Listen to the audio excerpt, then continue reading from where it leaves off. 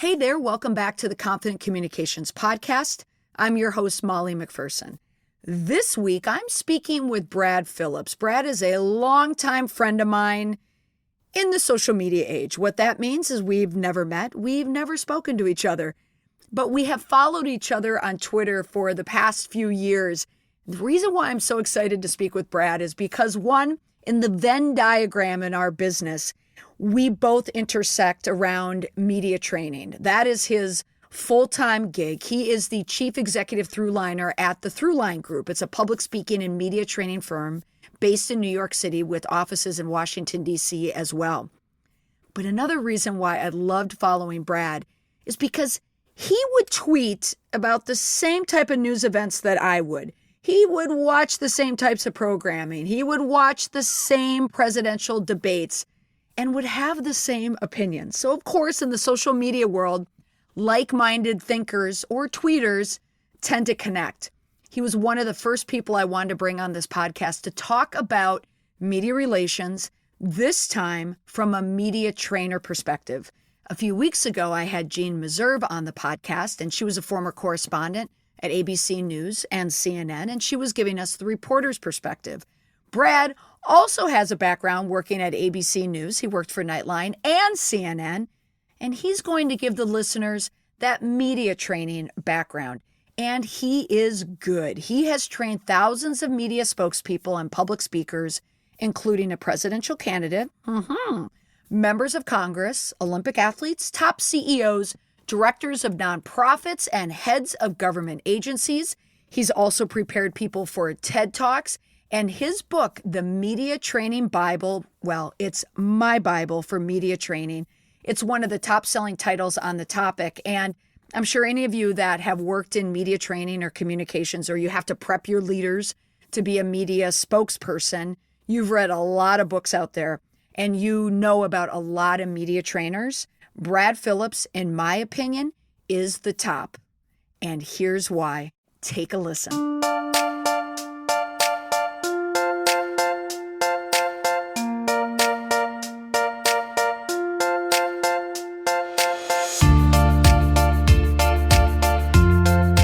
Hello, Brad. Thank you for joining me on the Confident Communication Podcast. Molly, what a great treat to be with you. A treat. No one ever says it's a treat to speak with me, so you're the first. Well, we'll see what we're saying at the end of the podcast. I am pretty confident we'll be in the same place. Yes. Oh, very good. Touche. Okay. So Brad Phillips, you and I were discussing just before we started the recording here that we've been following each other online, predominantly on Twitter, for, I believe, a few years now, correct? Yes, I have seen and admired your work for some time, and am thrilled to see what you are doing now with podcast, which is a medium that I enjoy as a listener, but have never done as a podcaster. So I am happy to be in your hands. Yeah, and here's the reason why I do like following you is because I feel as if we have a similar mindset as it relates to the media industry, the news industry, and also public affairs, politics. I think where I really noticed you first is when I worked for a media training company in Washington, D.C., and you have one as well. And I noticed that we were always in the same channels, and I feel like you and I think alike on a lot of things. There is something from a journalism background, I suppose, where after a while you develop a bit of an impatience. You really want to get to the point.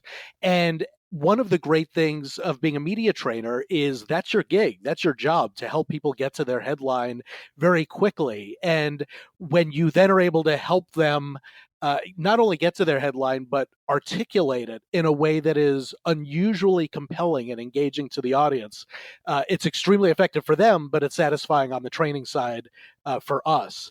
And so maybe that's where some of the synchronicity came into play when it came to following one another. Yeah, and also you have that terrific moniker of Mr. Media Training.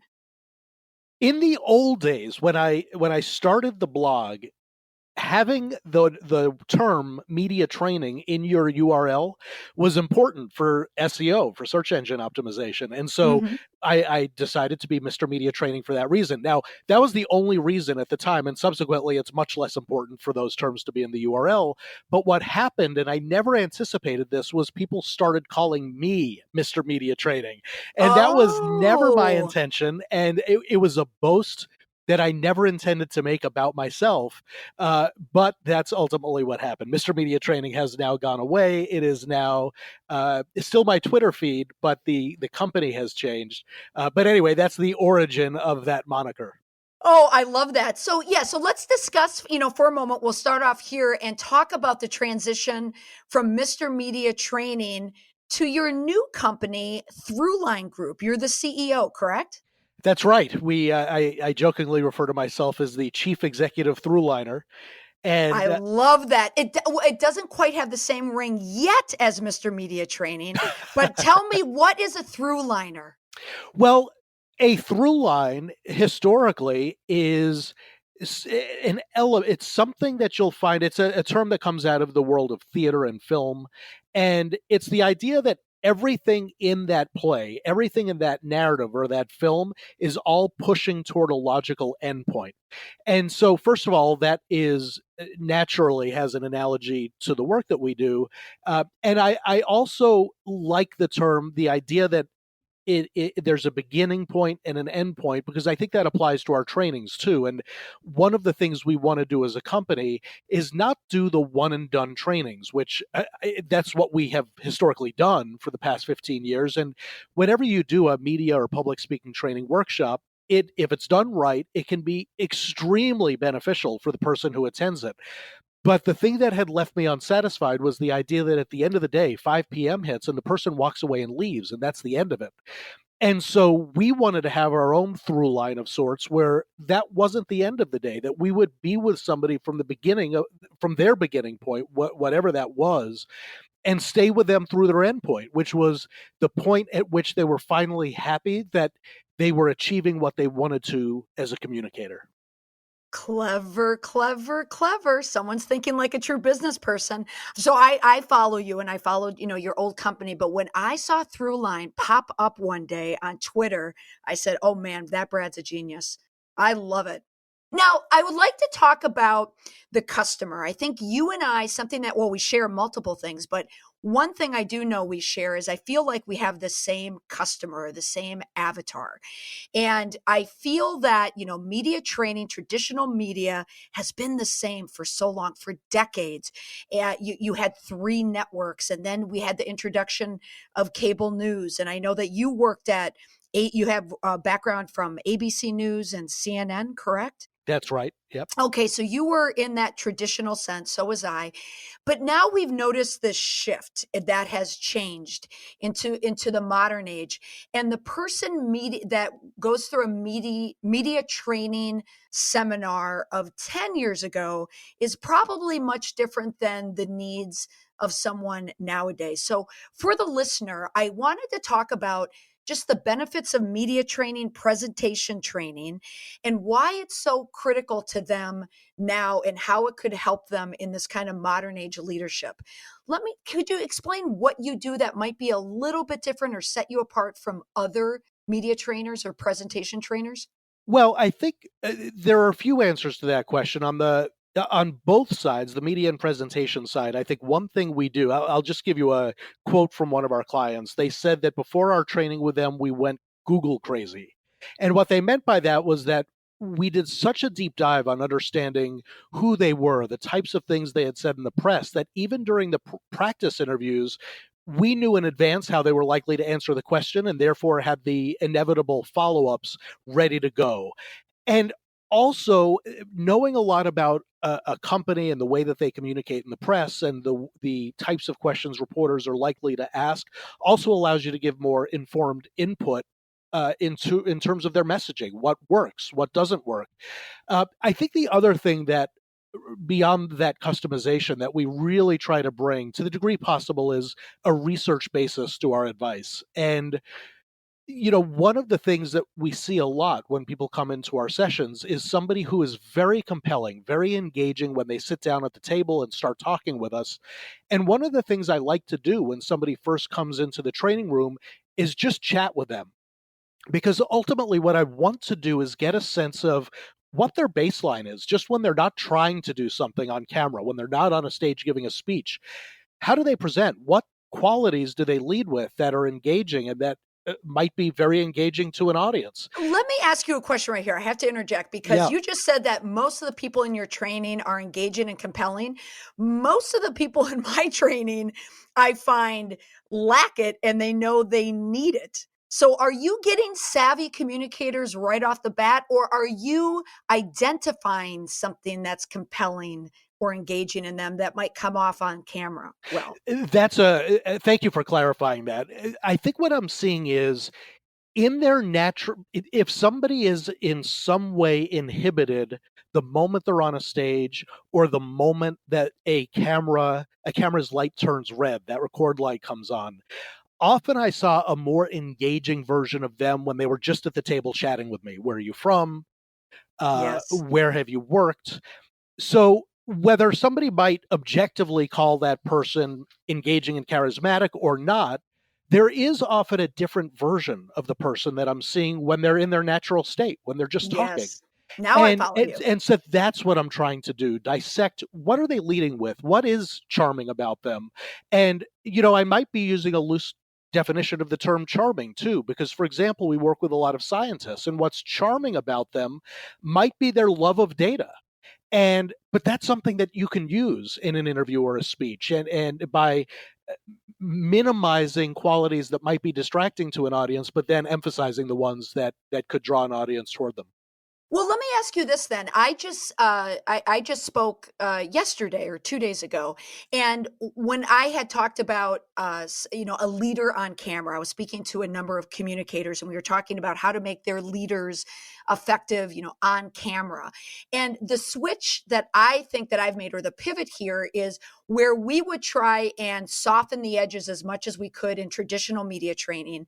I'm starting to become more drawn to the authentic or raw qualities of a person that makes them interesting. So you use the example of a scientist. I was using an example of an engineer. That sometimes Hmm. we don't need to make an engineer a professional speaker. It's what makes that engineer so unique, but we just have to help them communicate or message well. Does that resonate with you? Absolutely. That word you used, authenticity, is key.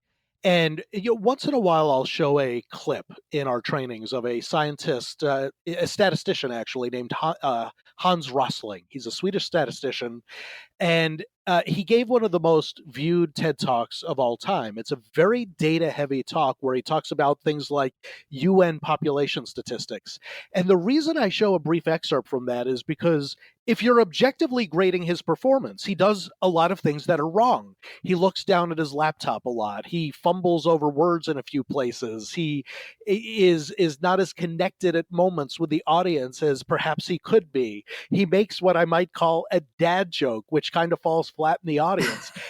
And yet, almost always, people in the training room love him. And they think he's one of the best speakers they've ever seen. And I think that makes such an important point, which is there is such a difference between being effective and being perfect. And people who are too tightly controlled are making their jobs much harder for themselves. Audiences will forgive imperfection if the authenticity, the connection, and the preparation are all there.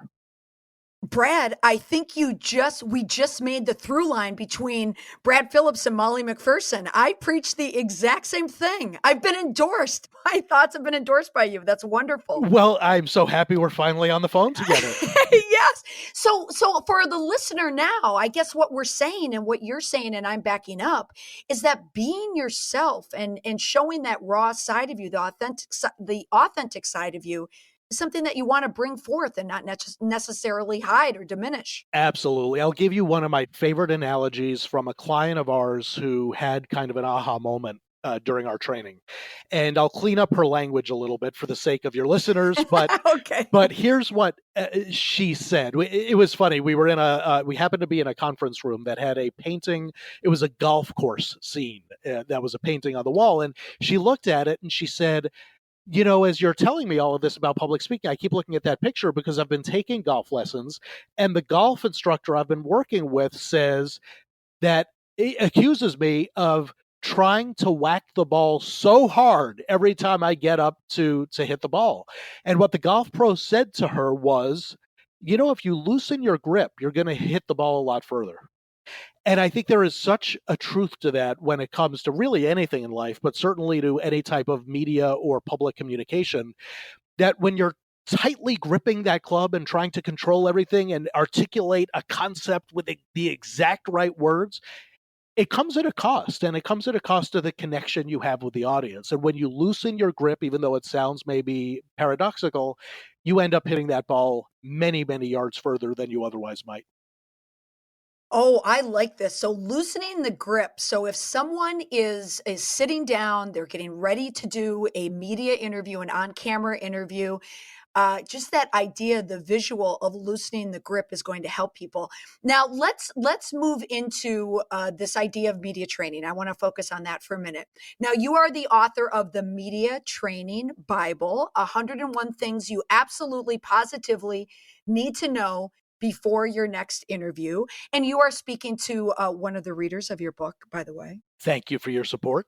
I love your book. I really do. And I'm going to be honest here. Let me give you my authentic, real moment here. I was using it and I had it with me and I brought it on a trip and it did not come home with me. So there's some maid in a hotel somewhere that's probably using this book. No, I absolutely love this book. So tell me, could you summarize some things that could help someone going on camera? They're getting ready for a media interview. How could they loosen their grip? Some tips.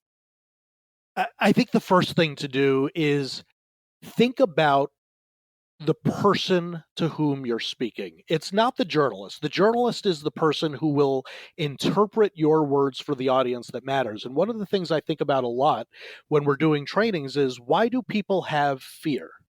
People often have fear. I mean, there's a lot of answers to that question, and the answer is different for many people. But one of the reasons for a lot of people is, if you know that your interview is being recorded and will be seen by 100,000 people, or if it's network television, perhaps millions of people, of course that's anxiety producing. And so one of the things we talk about is, you are not a broadcaster and you are never broadcasting, because the way we receive information is one person at a time. And you know how to talk to one person at a time. You've been doing it your entire life and your entire career. So let's think about a person that you would be thinking about in your audience, and let's identify who that is. And I will really push somebody to think about the archetype of who that person in their audience is. Maybe it's a 42-year-old woman who lives in downtown Detroit, who is a professional, who is married with 3 people. Okay, so we'll go through that exercise of identifying the person. And then, of course, when I ask the question, do you know how to have a conversation with her? The person says yes. And so really the way you loosen your grip is you stop thinking about broadcasting to a large audience and you start talking about just having a conversation with her. Because the odds are, if you reach her effectively, you reach everybody else in the audience who matters to you as well. Good point. That's a very good tip. Now, you have a background. I had mentioned you worked at CNN and also ABC News. There's some pretty tough reporters out there. And I had recently had former CNN correspondent and ABC News anchor and reporter Jean Meserve on the podcast. And she's pretty tough. She's one tough cookie. I worked with her as someone who worked in public affairs, so I know how good she is. Now, what if they're with a reporter who is very intimidating? If they can't see through the reporter necessarily to look for their end user there, or the archetype, are there some tips that they could do that are anxiety reducing, just sitting there getting ready to go on the air? Well, I think a couple of things are helpful. And one of the most interesting things I see when people are thinking about reporters like Jean Meserve, and by the way, I am a member of that Jean Meserve fan club. when I was at CNN, she was always one of my favorite people to watch on the air, in large measure for the exact reason you said. And so when I'm in a room and people are trying to come up with what would their answers to whatever tough question is that they're thinking about, oftentimes it's really interesting to observe that, because from person to person in the room, it's almost a creative thinking exercise. They're all coming up with, well, maybe we could say this, maybe we could say that instead. And I usually let that go on for a few minutes. And at the end of maybe 15 minutes or so, I'll say, can I just cut in here for a moment and ask a question? I have a non-disclosure agreement with you. So just for my own understanding, can you tell me what the real answer is? And I would say Oh. probably 60% of the time, that's the answer they end up using on the air.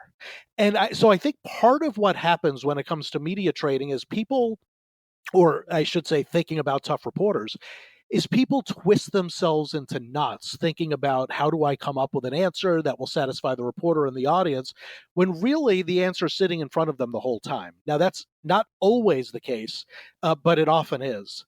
Mhm. And the second thing I would say is, I think a lot about the concept of leaning into a question rather than defending against it. And I'll give you an example, and this comes up in our trainings a lot, unfortunately. And just earlier today, the day that we're recording this came up during a phone call with a client. One of the things that comes up, unfortunately, a lot is the lack of representation at the C-suite. Too often, uh, th- whatever racial or ethnic group, and the percentage of women who are in the C-suite is much lower than it should be. Mhm. And when in my Gene Meserve mode, ask somebody a tough question, I looked at your website. You have 7 directors on your board. All of them are men. Most of them are white. Tell me about your commitment to diversity. And of course, they can barely get a sentence out because they start sputtering, because and they'll usually, when they get their thoughts together, go to an answer like, well, there's a pipeline issue in our industry. Mhm. Historically, there haven't been enough minority groups or women who have come up the ranks, and therefore it's hard to and that, to me, is just one of those answers that is going to satisfy exactly no one. Maybe there is some truth to what historically has happened in that industry, but it doesn't help. So the concept of lean in is to be able to just say, you're right, this is a problem. We are aware that it's a problem. And let me tell you a few things that we're doing about it. We certainly haven't fixed the problem yet, but we understand there is one, and we're committed to solving it. And once you kind of have conversations with people around that, uh, suddenly they relax a little bit, because they realize you don't have to have the perfect answer to still give a credible and authentic one. So I Oh think my giving goodness, people that yeah. safety valve really helps. Yes. Okay. I have just uncovered another through line. I spoke these words a couple days ago as well, and I'm glad to hear that you share the same thought. You don't necessarily have to scramble to find that perfect answer that you think they want to hear that will satisfy them. Is if you use the truth, but you put the truth into context. Like, you're correct. This is the makeup of our board. But this is what we're going to do. This is what we're looking towards. Because you're right, that responsive answer is, well, no women run for the board. No people of color run for the board. What the answer then should be, we recognize that we don't have enough people representation on our board. That's why we're looking for them. And we've enacted these changes, whatever, so that you move the conversation forward. Absolutely right. I think in large measure, what people are looking for is, does this person get it? To me, that's the highest compliment you could give somebody. They get it. They may not be perfect. They may not have fixed every problem, but they get it. They understand why Yeah. people would be concerned about the issue. And then part 2 of that is, do they have a credible plan to be able to address that issue? And, Hmm. I'm not so naive to think that that's going to solve every issue or satisfy everybody in an audience. And certainly the context about any individual situation can be different. But in large measure, those 2 check boxes must get checked for somebody to succeed in a media interview. Now, you use the phrase, I get it. Now, the last time I heard I get it was from Joe Biden when he was giving his video on Twitter describing why, well, he didn't say it in these words, but I call it why he has a creepy Uncle Joe problem.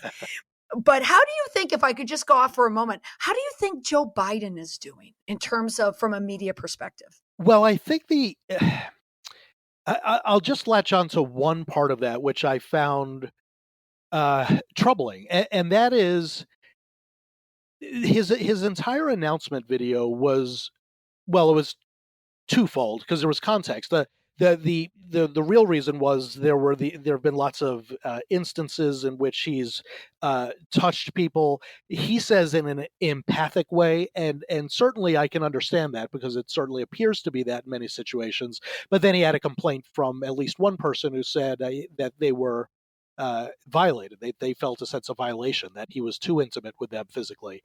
But that said, the context around that is Anita Hill and his Hmm. failure 20 some years ago to um, when he was responsible for the committee that was looking at her testimony, to deal with her allegations in the best way he possibly could have. And all of this is to say, what troubles me the most is that he called Anita Hill not to apologize, but to maybe express a sense of regret shortly before he formally announced his campaign. And I think when any kind of apology looks like it's forced by circumstances and events, rather than from a genuine sense of wanting to apologize, it's going to fall flat. And I think it would have looked very different if 2 years ago or 5 years ago he had made that phone call instead of doing it shortly before he launched his campaign. Oh, absolutely. So you are helping us transition into that next obstacle that I notice a lot of leaders have, or spokespeople have, in the surrounding this idea of the apology. So there's acknowledging an issue and there's apologizing for it. Let's say an organization, a leader is at fault. What advice do you give for the apology? How do you apologize? Well, first of all, apologize. None of this hedge language of things like "I'm sorry to those of you who were offended," which puts the burden Mhm. on them for being offended, rather than saying "I'm sorry, I said something insensitive."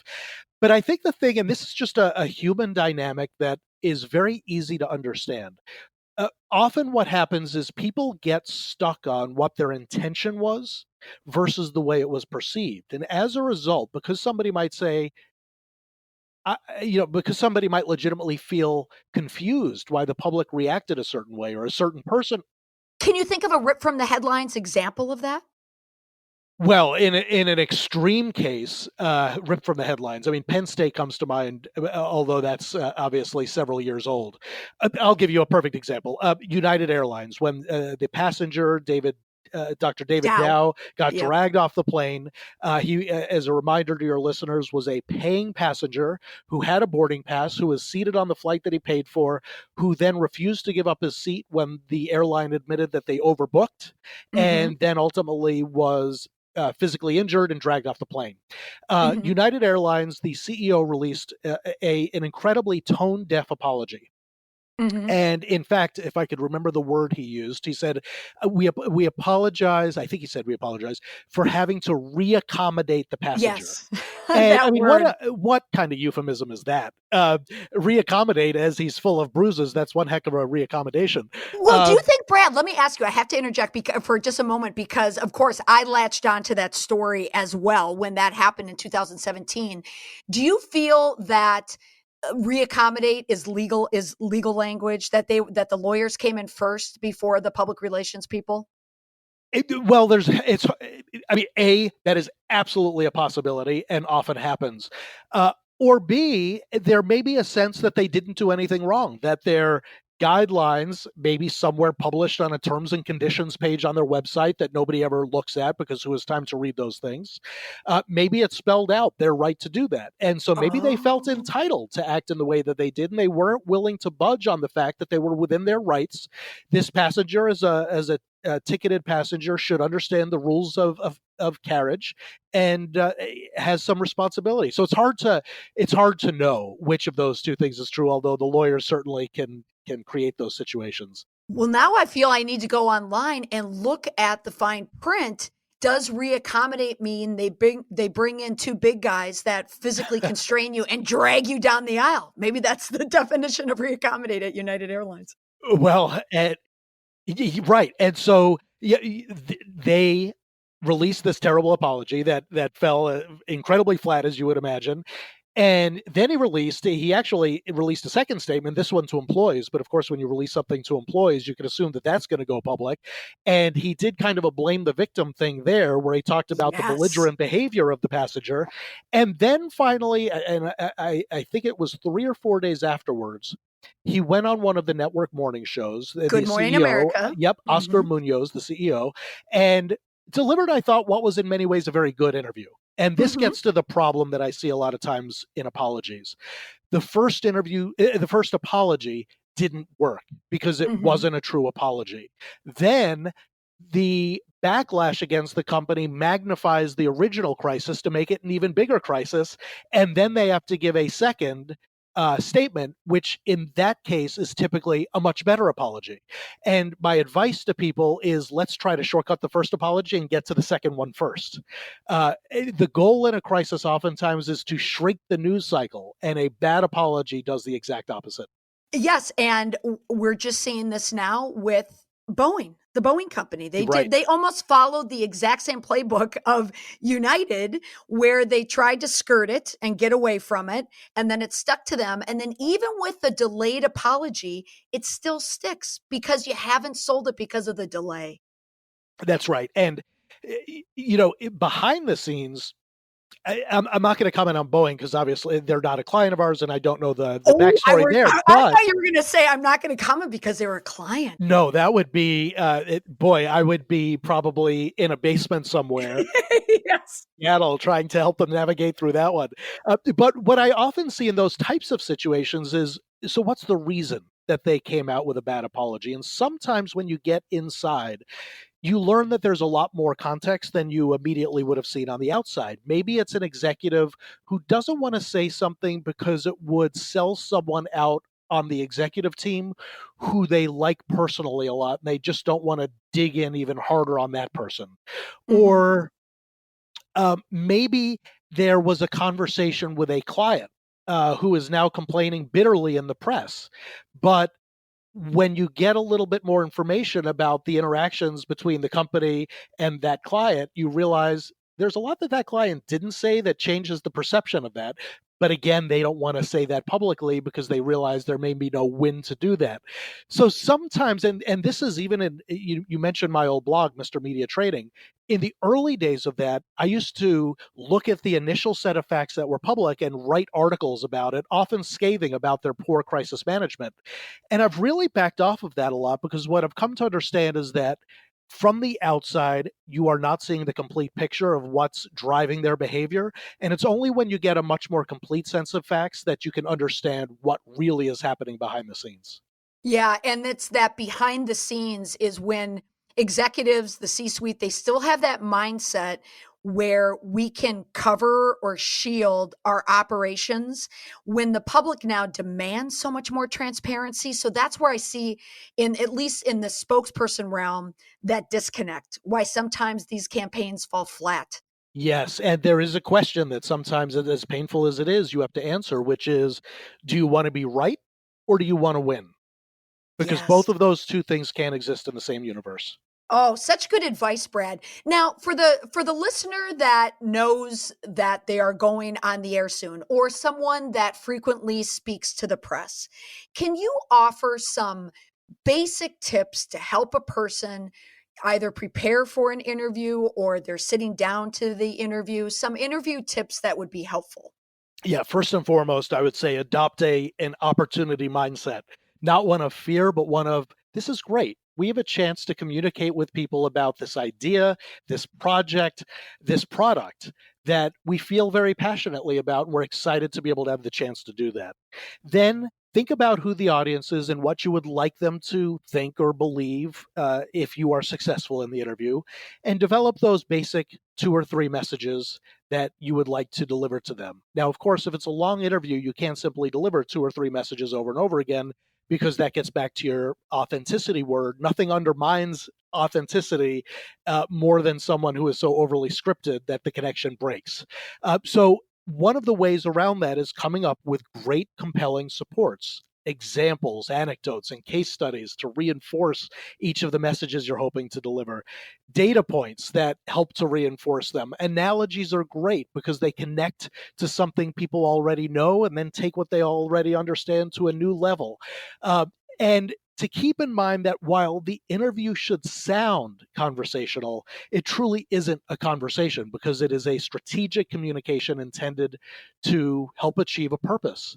And Mhm. so, keeping that in mind and doing the homework of coming up with what do I want to say in advance, ultimately, the goal is not to be so reactive that you go anywhere the interviewer wants to take you, Mhm. because you might be very good at answering all of those questions, but then you get the newspaper the next day and you say, out of everything I said in that interview, why did they use that? Mhm. And it's painful for people, not that they have a disastrous story come out, but that the main point they hoped would be seen by the public didn't get seen, and that a secondary or tertiary point was the one that was included in the story. So that's why that focus on what do you want to say and how could you deliver it in the most compelling way and keep coming back to that is so important for interviewees. Mhm. Now, you mentioned the word newspaper, and for anyone under the age of 35 listening, that is that paper that you might see that comes to a doorstep, or, people might at an airport be holding this paper where they can get news that's not electronic. I'm wondering, when you do media training, when people think of media training, they think of television news. Have you noticed the amount of requests for television news interviews dropping and something else coming in to fill it now that we're in 2019? Well, I think this interview is a perfect demonstration of that with the proliferation of audio podcasts or video podcasts, FaceTime lives, Skype interviews. So yes, the what an interview is certainly has changed, and really, e- e- every interaction that you have in life is a media interview of sorts, because Ooh, when tell me that more. I like that. person, okay, so I told a story candidly on my website several years ago. It was one of those very early mornings. I was at an airport in Denver. I had about 30 minutes before my flight and a 20-minute line to get breakfast. And I knew sitting in coach, I would not be served breakfast and was getting very anxious. Second cash register opens. The person in the back of the line goes up to that cash register instead of the people who had been waiting for 20 minutes in the line. I lost it. I mean, I didn't lose it terribly, but I say, excuse me, we've been waiting here. That's not right. How dare you? I'm going to miss my, that kind of thing that Yeah. people who are exhausted and agitated. And now think about that in a uh, social media landscape, in a smartphone world where anybody could have recorded that and put it online. And suddenly the headline would have been Mr. Media Training, who teaches everybody else how to interact with everybody else. Look how he acts when he's at an airport. Wow. So that's what I mean by at any moment. And I walked away from that going, let's just hope nobody happened to record that. And I've never let that happen again because I live my life as if it's being recorded. And unfortunately, I think you have to. And so that's how the world has changed. And there's something in the book I call a 7-second stray, which Mhm. is the idea that if you're on message 59 minutes and 53 seconds of an hour long interview, and for 7 seconds you say something flip, sarcastic, or otherwise off your message, inevitably that's what the reporter will include in the story. And I think no matter how well one lives their life, it's that 7 seconds which often they become known for. And I think more than anything, that is what's changed in this transition from traditional media to social media. Well, again, there's another through line. I mean, in my training, I do the same thing. I have media training for the non-communicators, and instead of focusing all the time on sitting down for a local television news or a network news interview, it's when the phone gets picked up and someone starts Mhm. filming you. Now, the 7-second stray, that is your term, correct? You came up with That's that? right. Yes. Now, is there an example of the 7-second stray that you could give the listeners that they could remember? Well, the most famous one, and I cite this at the beginning of the Media Training Bible, you may remember, well, you certainly remember, your listeners may remember, I think it was 2011, British Petroleum has their terrible oil spill in the Gulf, Yes. and the CEO was a guy named Tony Hayward. And uh, to give some background on this, 11 people who were employed by the oil rig, which had the disaster, died. Mm-hmm. Beyond that, thousands of people who lived in the Gulf region were suddenly unemployed because if you owned a fish restaurant, you couldn't serve fish anymore. And people who worked in associated industries were suffering badly. Mm-hmm. Tony Hayward gets on TV, and the words that he will, fairly or not, be remembered for are, "I'd like my life back." In other Mm-hmm. words, the crisis was so hard on him as the millions of dollars a year earning CEO of British Petroleum that he suddenly made himself the victim, or so it seemed. And what's interesting about that example is that if you watch the full exchange before he said those words, he did express his commitment. He Mm-hmm. did try to make clear how sorry they felt and how they were trying to do the right thing. It was only at the end of that where he said, "I'd like my life back." And that one bit at the end was the thing that got used. Now, do you still use that clip in your training? It's a little long in the teeth, but it does Yes. make a pretty useful point about the lack of context. That here he is trying to say the right thing, and he just tagged it with one sentence too many at the end, and that applies. I mean, that I'm sure you in your media trainings. I have an expression I'll sometimes use, which is when you score the touchdown, get off the field. And Yeah. so many times people will score the touchdown with a great answer, and then they just keep talking another 15 seconds, and it's in that 15 seconds where something goes wrong. Yeah, absolutely. Yeah, when I just saw the Hayward clip 2 weeks ago at a training, and you're absolutely right. It is a little long in the tooth. Is there a converse to that? You know, the 7 second stray that leads to a bad quote in your training. Do you talk about the stray that leads to a positive one? Well, that is such an astute question because, yes, if you understand what types of reporters like to use and then can articulate one of your main messages in the context of that, then there's a very good chance they're going to hear it and use it. And analogies, metaphors, and similes, rhetorical questions, references to pop culture, triples, the idea of "we came, we saw, we conquered," life, Hmm. liberty, and the pursuit of happiness. Certain types of quotes like those tend to hit reporters' ears. And so a lot of times, what a great exercise to do is think about what you want to say and what you hope your audience gets out of it, then cross reference that against the types of quotes reporters love to use. And I'll give your listeners a tip, which is Yeah. when they go to online news stories, when they go on CNN.com or FoxNews.com or NBC.com or whatever they read, pay attention to the quotes, because what you'll learn over time is that there are patterns that keep coming up over and over again. And when you learn what those are and start to dissect them, you can morph your own messages, your own content into those formats, which gives you a much better chance of getting the quote that you hope they would run into that news story. Ooh, can you give an example of a pattern? An example of a pattern, well, analogies are probably Better. the best one. Okay. And even though the one I'm about to give you is a bit hackneyed at this point, but just as an example, you start with, and like any kind of analogy, you start with something people are familiar with, and then you try to build from it. So people 5 years ago might have used "we're the Amazon of X," whatever their industry was, or Hmm. "we're the iTunes of this, we're the Uber of that." So that's an example of a pattern that you see come up a lot. You would want references that are a little bit more topical and directly related to your industry, but that's the type of pattern I'm talking about. Oh, that's great examples. Now, you had mentioned about where people find these media opportunities nowadays, and you mentioned podcasting. Let me focus on the audio for just a moment. Are there any tips that you give for someone doing either a radio interview, which there are plenty of radio stations out there that still do terrestrial radio stations, there's satellite radio, of course, and podcasting? Any tips that you could share for those types of interviews? Well, podcasting, I think, and terrestrial radio are very intimate conversational mediums. I think more so for podcasting, where the audience is staying with the same person. In the case of a podcast like yours, from 30 minutes to an hour.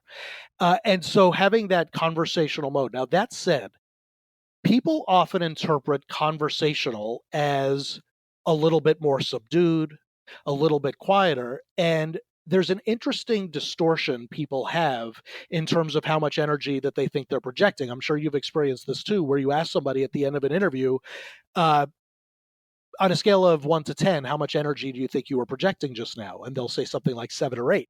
And then you'll turn to the rest of the room and you'll say, what do you think? And they'll say, maybe a 4. That there's this disconnect between the amount of energy they think they're conveying and the amount they really are. And so one of the things we'll do in a practice room when it comes to a medium like this is we'll ask the person to go, I hate using the word be bigger because it sounds like it's a command, but be bigger in your context may be a better way of saying it. What do you look like when you're excited about something? Let's start there, even in the more intimate medium, and see if it's as discordant as you might think it is. Because the surprise for most people is what felt like too much and too big is often exactly right. Oh, absolutely. And yeah, it's very difficult to be discordant on an audio interview, I feel, is if you're standing up, you're using your hands, you're making expressions with your faces, even though no one can see you, they can feel you and it can I be mean, Molly, my communicated. my Fitbit will probably record about 2,000 steps during just our interview right now as I Yes. pace back and forth, and my office mate looks at me like I'm a crazy person. Uh, but yes, and there's evidence to support that standing helps to. I'll just tell you from my own experience what I see a lot. This idiom of people think quicker on their feet. I found it, but more than me, I've had hundreds of clients over time talk to me about when they're on a conference call and they're speaking, they typically will get up and pace. And what I typically find when they do that is that the headline tends to be closer to the top of their answer. It's not as buried. And their sentence structure tends to change. Everything becomes a little bit more staccato. It's much punchier and quicker than when they're sitting, when the sentences themselves can become longer and a little more plotting. Oh, I love that tip. Yeah, so it's that mind body connection. No question about it. And stay tuned. There will be a blog post soon about that very point. Oh, wow. Okay, well then let's transition there. So you still so we are speaking with Brad Phillips and he's with Throughline and it's throughlinegroup.com. So you're with the Throughline group. So you have a running blog right now. How often do you post to your blog? We are aiming for at least once a week, in-depth posts, and occasionally more. We also send out a newsletter with the best of the blog. And what we try to do is, the challenge we pose to ourselves is there's so much information out there. So, and I mentioned at the beginning of the interview my own impatience. So I want to cut through what is typically said and find the stuff people aren't saying. Oh, that's excellent. Now, I want to now transition. I don't want to walk away because the information that you're providing is so important and so critical, and it's so on message at for the time. And let's transition now to public speaking. So we've gone from the Yes. audio to public speaking. Any tips that you can share with anyone, whether they're a leader, someone getting up in front of a boardroom, or someone getting up in front of an audience? What are some tips that you can share? Well, I think first of all, and this may only apply to a certain percentage of people, but I want to see them. I don't want to see perfect you. We touched on this earlier, and there's an analogy that I think of a lot. I think of an analogy of a radio mixing board, going back to you said I was an anachronism for my newspapers. Now I'll do it with the old fashioned radio mixing boards as well. But if you picture one of those with two switches on the board, and one of them might be labeled connection and Mhm. the other one might be labeled precision. The first thing I would do is to make sure that those switches are calibrated properly, by which I mean that sometimes people are trying so hard to get it right that it reduces their connection with the audience so much that their speech can only objectively be called unsuccessful. And that by readjusting it and saying, I'm not going to worry about precision, which is not to say I'm going to be inaccurate. I assume you're going to be accurate, but the words I use in the moment to articulate any idea, that may change. I may stumble over a word or two here or there. That's okay. But I am going to focus like a laser on making sure I'm truly connecting with the audience by coming across as fully present in the room, passionate about my topic, open to things that go wrong, being good humored when they do, being quick on my feet when I get a question I don't know, and being willing to say, I don't know, I'll get back to you. That is so much more important most of the time What does it look like to be too precise? What is the opposite of that? There's an old TV commercial that was, I remember from I think it was the late 80s, early 90s. It was about Memorex. Is it live or is it Memorex? And, and the idea was that the recording was so spot on that you couldn't tell the difference. And I kind of think that that's what it is. When it's too tight, you see the person having pressed play in their head. Mhm. And what's coming out is looking like it's from memory. And if anything happens that was not in their mental script coming in, they're going to be completely thrown. They're And the gonna be audience will thrown. see it. People, very few of us, and I include myself in that group, are gifted at being able to memorize a script and give it to our audience in a connected way that doesn't feel like it's memorized. And that just crushes any connection you could have with the audience. So I guess the first thing I would say, the first tip is strive for connection, not perfection. Oh, I like that. Now, I don't know if you're like me, but I see a lot of speakers. Do you have any peeves that you see from a speaker that makes you bridle a bit when they say it or do it? Well, For example, can I give you mine and then yeah, see if you yeah, have one? absolutely, sure. Mine is when a speaker walks on stage after the introduction and the first thing they say is, "Hello, everyone," or "Good morning." And the audience, mumbles back, "Good morning." And they say, "Good morning." They chastise the audience right off the bat. So that's one of my peeves. Do you have one? Well, that's a great one because one of the things, and I insist on this of myself, and I tell the people who work with me this as well. Uh, Earlier in my career, if I had a bad gig, I would, in my mind, start coming up with reasons the audience was bad. Oh. And I have now, I mean, I've now for many years, it is never the audience's fault. It is my obligation as a speaker to open them up. And if I fail to do that, it's on me. It's Mhm. not incumbent on them to come to me unless they want to. It's my job to want them, to help them want to come to me. And so to your question of pet peeves, it would be uh, giving up on an audience. It would be, I mean, what you just said about that cloying technique of almost desperately trying to recapture them. There's a great Mhm. technique, and I think one of the things to be mindful about with any audience is that we are evolutionarily wired to notice movement and change, Mhm. and we zone out very quickly to sameness.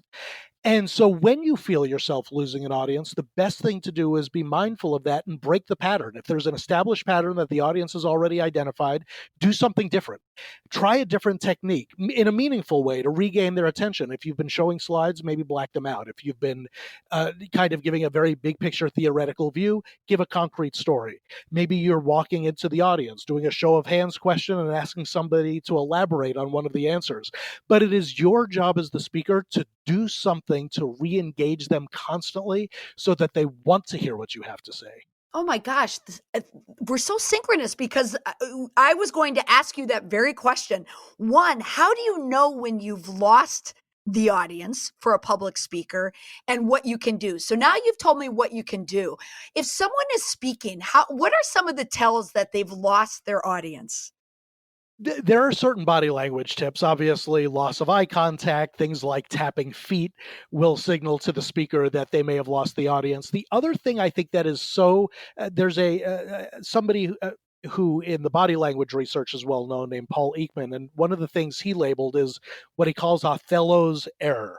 And Othello's error, if you remember the Shakespeare book Othello, was that Othello had his wife, or maybe he murdered his wife, Desdemona, because he asked her if she was having an affair.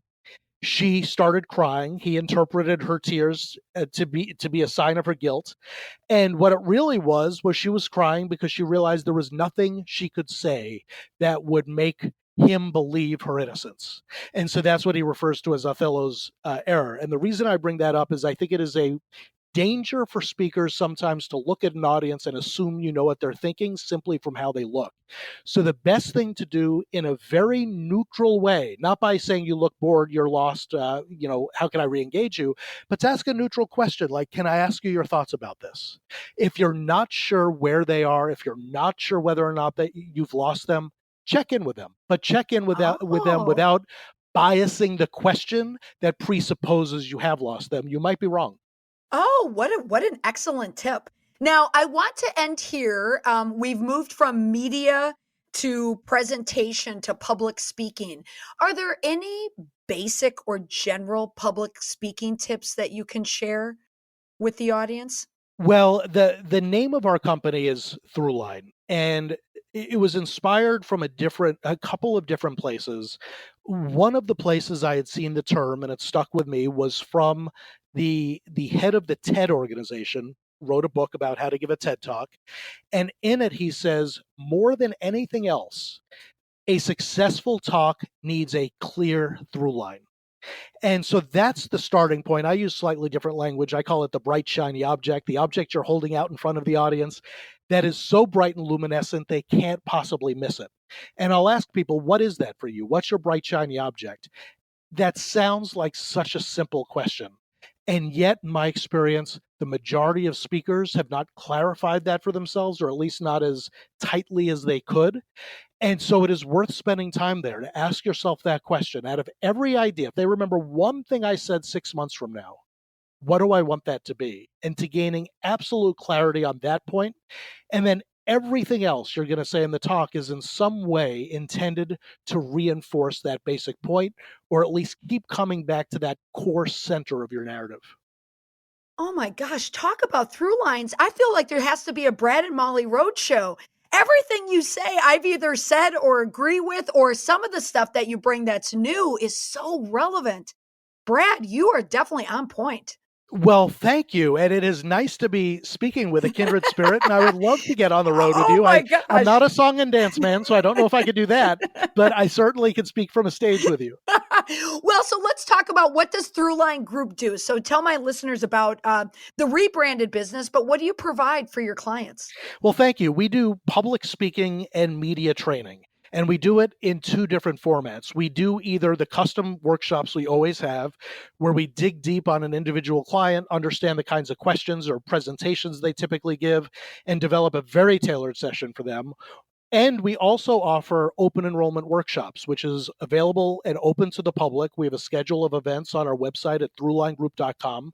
And they are 2-day workshops, 2-day public speaking and 2-day media training workshops that are, here's our core intent. We don't want it to be one and done. We want the workshop to be the beginning of a journey that you'll have with us. We will follow through with you with 10 very in-depth clients-only reports, with a free annual webinar, with a free phone call you could make to us before your next interview or presentation. The idea really is to get away from dropping you off at the door the moment the workshop ends and having a much longer lasting relationship with you. Oh, well, kudos to you for finding a way to update the media training model. That it's not just on camera, it's not just bringing out a roadshow and doing a workshop, though that still is out there and there's a need for it, but also that online element and the through line of staying there. It's not just one and done. Yeah, thank you so much for recognizing that. That's certainly our goal, and it's very satisfying as trainers to watch somebody make significant progress over time. Yeah, and I also think there is a misconception that only large companies, for-profit companies, need media training, or that these media trainers will only work with big companies. Not so. True? Well, yes, and this is not an original thought on my part, and I wish I remembered the source. So if you are the source, please email me and let me know.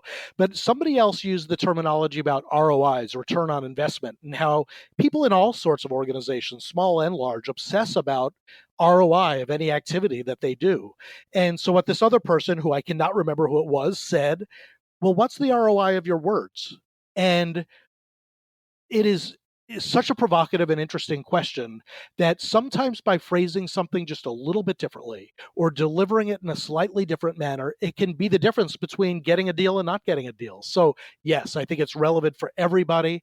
And the number of outlets there are that are interested in interviewing people is greater than it's ever been. Oh, that's true. And Brad, it was me. I'm the one that said that. No, I'm kidding. Well, if it was, my gosh, I would send you a thank you card with a gift card. No, I think that's a great way to say it. So yeah, so whoever it is out there, the return on investment, what do you get out of it? It's not just the training and then you're finished. What is the ROI? Now, Brad, how could people find you? Throughlinegroup.com. And then also on Twitter. So you're still Mr. Yes, Media thank Training? you for that. Yeah, well, yes, at Mr. Media Training is my personal account. Our company account is at Throughliners. And of course, we also have a Facebook and LinkedIn page. We have videos on YouTube as well, if you just do a search for Throughline. And I will tell my listeners as well is that if there's ever a debate or anything on television relating to campaigning, the presidential election, tune into Mr. Media Training on Twitter, because I think you're like me. We like to engage online when those big events happen. Yes, that real-time commentary is fun for me and hopefully for the people following. Yeah. And also, I want to remind the listeners again of your book, The Media Training Bible, 101 Things You Absolutely Positively Need to Know Before Your Next Interview. I highly endorse it. I think it's wonderful. And I share it with my clients as well when it comes to a very easy to read, easy to digest book. The True Bible is your book, Brad. That's what I think. Thank you so much, Molly. Those 3 years of nights and weekends getting those thoughts to paper have paid off. So I'm delighted that you enjoyed it. It took you 3 years? Well, I had to run my full-time gig during the week. So during the week, I'm doing client work and running the business. And then on weekends and evenings was my writing time. So yes, there were a lot of Saturdays I did not have back during that writing time. What? Wow, I'm writing a book. I have to talk to my editor. I'm doing mine in like 2 months. Listen, I just may be a very slow writer. So, good for you. I wish I had that pace. No, but your Bible, though, the reason is, though, it is so well researched and well thought out. And you have a lot of anecdotal information in there about what you brought in the past. And you're like me. I love those ripped from the headline ideas because they're easy to digest. They're bite-sized and they're memorable. Exactly right. And Yeah. once you see them, you can't unsee them. You will see them happening on TV news, on viral video clips constantly once you start looking for them. Yeah, absolutely. Well, Brad, thank you so much for taking the time to speak with me. I know everyone who has heard the sound of your voice in this interview took away some very relevant tips that they can use for their ROI in their business. Thank you so much for having me, Molly, and continued success with you in the podcast. Oh, thank you so much. And you as well. Thank you so much, Brad. Thank you. And there you have it. An interview with, in my opinion, one of the best media trainers in the biz. Thank you so much, Brad Phillips, for joining me. And if you want more information on how you can work with Brad and the people at the Throughline Group, just go to his website, throughlinegroup.com, and you can find information for public speaking and media training. So definitely check them out. Brad was nice enough to agree to be a guest instructor on my upcoming subscription service on how to help people become effective 21st century communicators. If you go to my website right now, you can get on a waiting list to find out when we're going to be ready to launch, which is in the next few weeks. So head on over to mollymcpherson.com/learning lab, sign up now, and as soon as we're ready to launch our beta launch, you will be one of the first people to know. So thanks again for joining me this week. I look forward to speaking with you next week on the Confident Communications Podcast. Bye for now.